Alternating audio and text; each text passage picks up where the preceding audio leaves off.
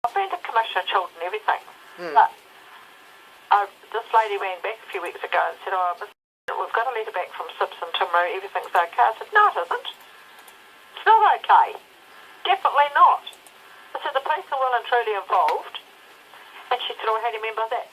Because I said, just recently, it was Queen's birthday weekend. Yeah. We went to this meeting and Jordan got up and she says, well, I'm very pleased to hear he's doing okay at school, blah, blah, blah. And then he's had his blood test, which my parents were telling people to have because he was coming down with his tablets but not taking them because Mum said he didn't have to take them. The social worker and lady from family support said he didn't have to take them. He went and had a blood test, sure enough, he's got to take them. They're not even listening to any of us. No. Been to Commissioner Children. The photos were sent to the police. The photos of my face were sent to the Commissioner Children. Nobody has done a thing. I asked him about the father at the meeting, and I said, well, I don't have any contact with my son, but I believe he is living with him. I said to them,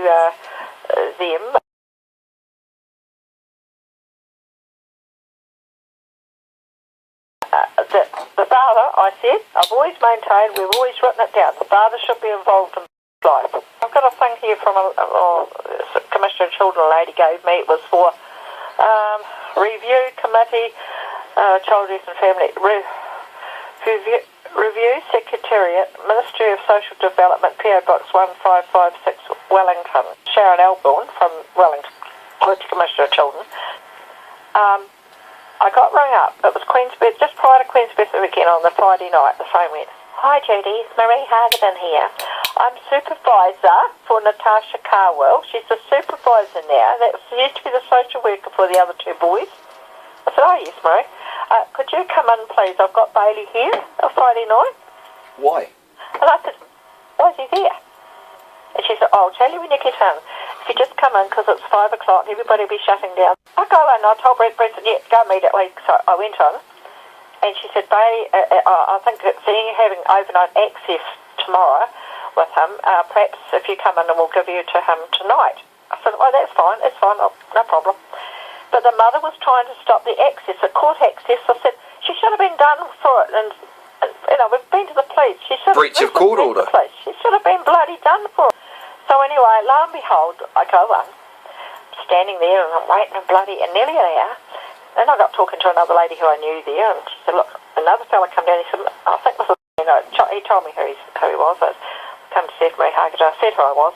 Look, I think you'd be better go up and start in the warm. So I went upstairs, I was sitting in the foyer, and she said, oh, hi Judy, come out. Oh, she said, has he seen you? I said, no, where is he? She said, oh, he's out in that office out there. She didn't really want him to see you. I said, why? You told me to come in. Well, at that stage, it was nearly 6 o'clock, bloody freezing. And I said, oh... What? So they asked you to come in, and then they don't want you to see... And I said, what's wrong? She said, I think now we'll probably send him back to Waimete. I said, what's he doing in Waimete? And she said, oh... So you're a caregiver there? He was at a caregiver at Waimete. I said, why? And she said, well, since last Tuesday, he had a bit of a problem at home. And she said, it's not his fault. I said, no. Sure it is. And Marie, you've been down home when it was 3 and 4. You knew he was getting beaten up by home. And you're taking no notice. You've done nothing. So anyway, she said... She's got a duty of care to attend to. So that day, I went in and I waited, and then I heard a bit of a yell and a carry on. I didn't think anything much. I was sitting in the side room. She put me in there. She said, I'll attend to you in a minute. She said, I'm just going. Well, anyway, she come in. Oh, she said, I've just put him in a car down on Strathallan Street.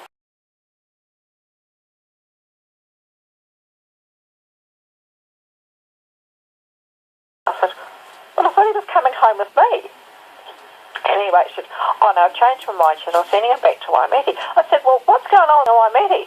She said, he spoke up at home about his mother beating him up to the principal, she said a teacher, but he said it was a principal at where he's going to school. And so therefore the principal also has a duty of care not to put him back in that environment. Or whoever it was at school spoke up, and that's why he went down to Waimete. So I went to go home. I said, in that case, we'll see in the morning. She said, oh, no, that'll be fine, Judy, that'll be fine. It was all go. So I went home because I had to feed the animals out, and Dad wasn't well enough, and it was cold. Sure. So I get home. I only stepped on the door, the phone went. Hello, Mrs. The Chinese girl. And she'd been here to do the court thing. I said to her, what are you wanting? She said, you've got to have access, overnight access with tomorrow. I said, that's right. She said, he told me that you go away on a Saturday morning. I said, yes. But if he's coming out from Waimate, then we'll wait for him. Oh, no, that'll be fine. You don't think you could come to Waimate and pick him up? I said, no, I'm not. And Bruce said, tell him we'll wait for him. And then he came on the phone. She said, he wants to talk to you. I said, come on the phone. I said, hi, how are you? Am I staying at your place overnight? And I said, yes, it's a court order. Oh, thank you very much. He says like this. And he told me he slept and slept well. The lady had given him a hot water bottle and where he's living. I rang her the next day to check after he'd come down. Thank you very much. He told me he'd had a hot water bottle because he doesn't have one at home. He has one here, but, and it was freezing. So anyway, this social worker came on the Saturday morning, 9:15, 9:20. We're waiting to go to get the bread. Oh, hello, Mr. I remember you. You're that grumpy old man. And I'm thinking, hello. With good reason. And Bruce said, yeah, I've got good reason to be grumpy because I'm dealing with child youth and family who are idiots. Yeah. Bruce, he walked across and saw this cat that he'd tamed, Rachie. And she said, oh, what a lovely cat. Bruce said, yeah, that's how talented he is. He tamed that cat. You see, and she said, but I can remember you now because you were that grumpy old man. And she said it twice. God knows, the next bloody Monday on that phone to Marie Harkenden, and I said, you're her supervisor too? Yes. Well, she got out of that car and called Bruce a grumpy old man in front of Bailey, and I don't think it was very professional of her. Sort it out. That's all I said. She said, yes, Judy, I think I will have a talk to her about it. She said, what was her name? She made out she didn't know her name. I said, all I know is she's Chinese. And he was to go home on the Tuesday back to Timaru, back to his mother. And she said, we're going to have to try and get him back. He wouldn't. Why they had him on the Friday night? Because they tried to get him home that night, and he wouldn't go home because we were going to pick him up from his house. And we're not allowed to go in. We're not allowed to ring. All we go on a Saturday morning when we're picking him up is toot the horn on the truck or the car. See, and he comes out. Who made that agreement? Oh, Sibs, with the mother. Did they ask you your opinion on that? Well, they did ask us. I said, well, I'm not going in. I told them straight, I wasn't going in and knocking on the door because I didn't want another trespass notice put me on me. Oh, did she trespass you? Oh, back in 2010, when I took him to Kinley. Oh, I had a trespass notice on me for 2 years. you criminal. I am. Well, that's what Bruce went along to the police station. He said, what have you people got on us? And he looked it up. It was quite funny. He looked it up. This was quite some time ago. He looked up and he said, nothing on you, Miss. Nothing. He said, I have on your wife. But anyway, since then, he went home on the Tuesday and he told us that next time he came back, he went home on the Tuesday, next time he come back, that the police took him home with Natasha Colwell on the Tuesday, and he didn't want to go home. He was terrified to go home. And we knew that, knew the lady down at Waimate was worried about that too. So when he went, Natasha said that she organised the Lego set. What the fuck she did with the Lego set, I wouldn't know. But everything went well. Well, it didn't go well. And apparently slammed his bedroom door, and he said the handle went into the wall. Which is apparently quite a common thing. There's holes all through the walls. It's a housing courthouse, so anything's possible. He lived here off and on for nearly 5 months. And now she won't let him come here virtually at all except for this access. So anyway, lo and behold, after this on the Tuesday, and he went home. Well, the next day, next time he come down, which was a fortnight later, I said, how'd you go? And he went back home on the Tuesday. He said, oh, police took me home with Natasha. And I said, oh yeah. The police lady apparently followed him in because he slammed the door back because of their thing that got smashed. And it slammed the door back.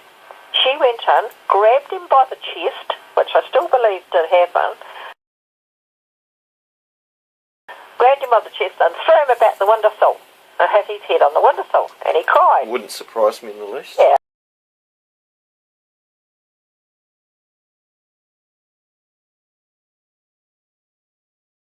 Well, he told the police.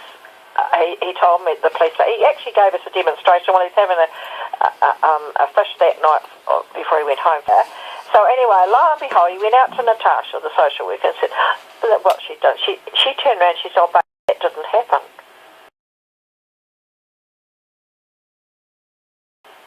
I thought, back they're hiding something again. So on the Monday, after he was here for I think it was a daily visit, I rang Steve Wills, because there's a big write-up in the paper the week before, Steve Wills, coordinator for family violence in Timaru. So I rang him up, and yes, and he said, he said, yes, I know very well. And I thought, hello, how do you know very well? How's that? How do you know very well? And he said, he said, that house is one of the high priority houses in Timaru for family violence. I said, is that right? And SIBs aren't doing nothing about it. Is that correct?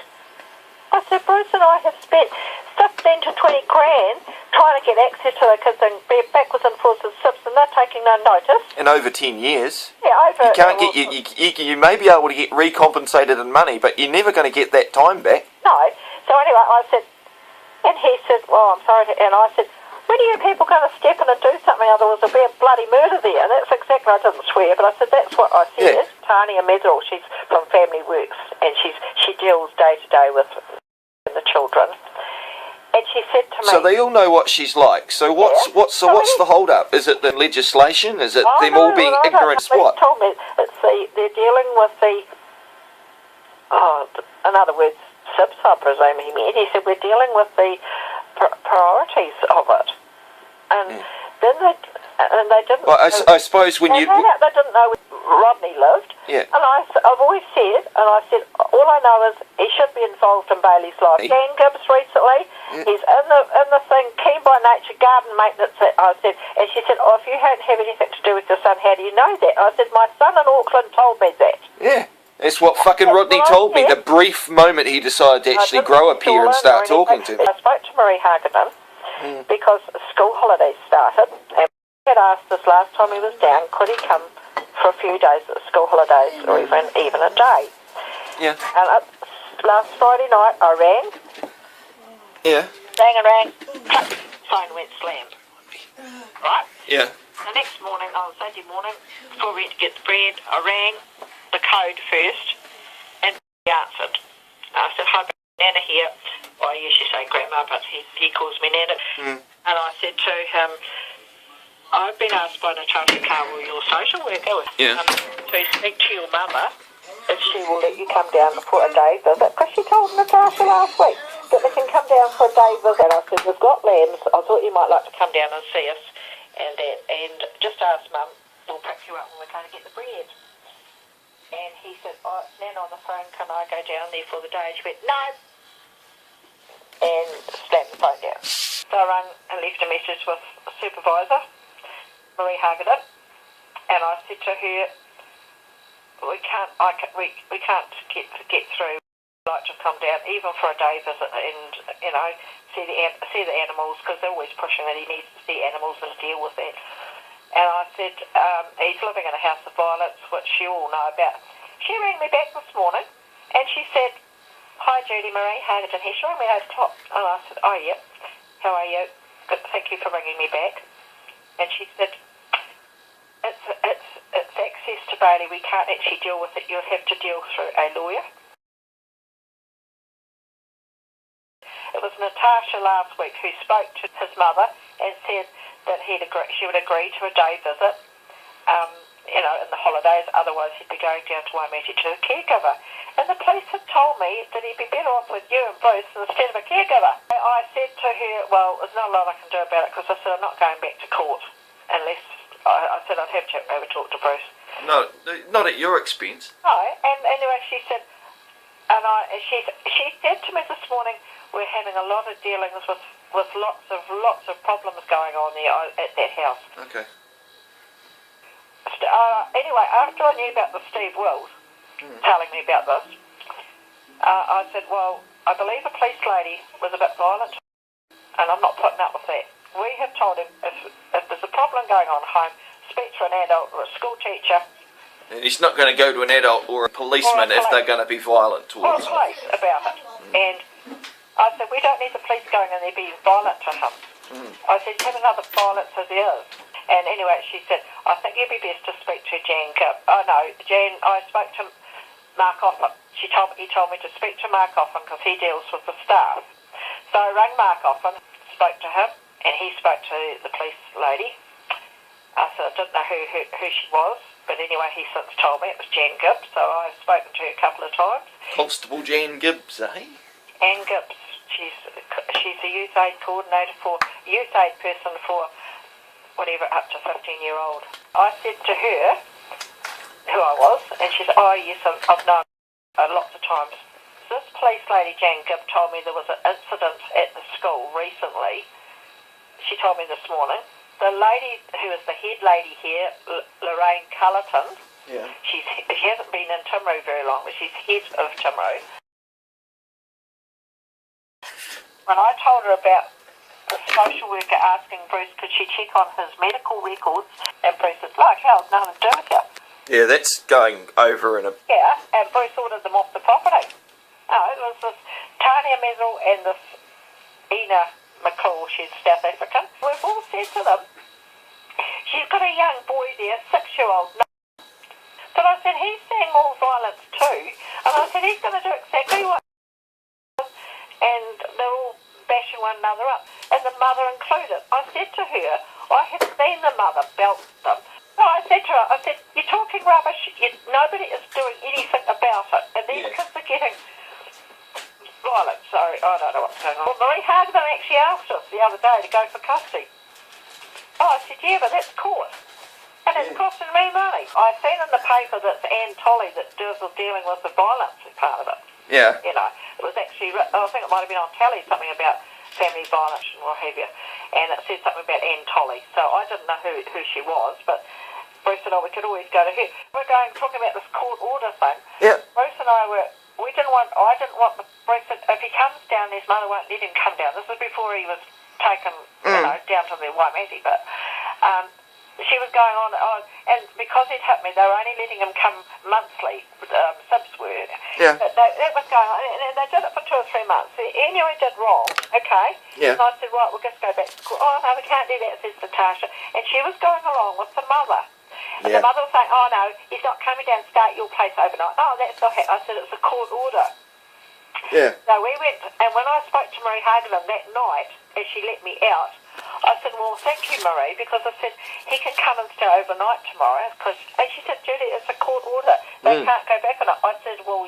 Or they can breach it, but then they'll be in contempt of court if they breach it. Said, they have definitely gone back up. We went to the police. And he said, no, that's a court order. They can't go against it. So he directed us round to the coordinator at the court. Yeah. It was Mary Bull. Yeah. So we spoke to her, and she said, Mr. and Mrs. I know where you're coming from, and we both were pretty emotional. Even she was emotional. And she said, that is a court order, it's by a judge, and SIPs can't stop him coming, and neither can his mother, and neither can the police. It's a court order. And she said, if he comes down, you keep him there. And I said, well, I don't want the police knocking on him. She said, if they do, show him that and say it's a court order, and they can't do anything about it. So I don't know what's happening, but I rang them this morning at the police. I've told Steve Wills that I said, the only place I haven't been is Parliament, and that may happen shortly. God, Joe Goodhue, who's the parliamentary here, and where is Jackie Dean, because it's down, I think it was Jackie Dean, or she may not have run now, I can't remember what the Waitaki one is. But anyway, Jackie Dean's the one from Timaru North, and she's on the Parliament, she's the national one. But they told us, to go to Jackie Dean, Joe Goodhue rather, and all this, and I said, what's he has to go to her? All Marie Hagelin says, we're dealing with a lot of big problems there at their house. She told me this morning. Well, then they should sort it out. And I said, well, I know you are, and I'm not too sure exactly what. But you're worried about the duty and care of your grandchildren. Anyway, have a happy birthday. Yeah, cheers, Mum. Yeah, and it's from Dad too, but he's gone down to check out a yellow-eyed penguin, not that he's very fucking well. That's all right. Anyway, I'll let you go. Okay, Mum. Yeah, have a good birthday. Yeah. Catch you later. Thanks, love you. Right, bye. See ya. Say hi to the kids. Will do. And Leah. Will Bye. do. Bye. My mum.